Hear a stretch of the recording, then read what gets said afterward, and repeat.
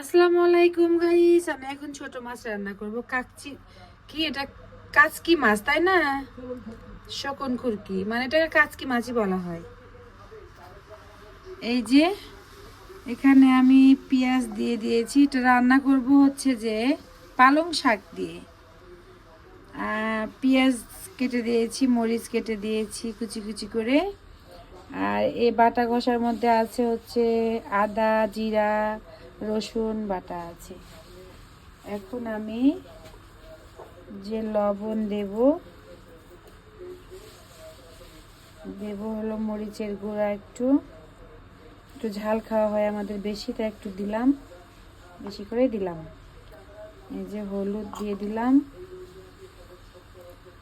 আচ্ছা, এবার দিব তেল।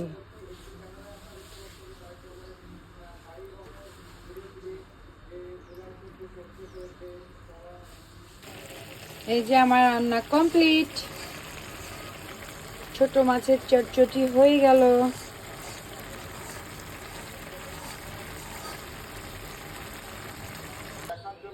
এই যে আমার মাছ রান্না কমপ্লিট, বাটিতে ঢেলেও নিয়েছি।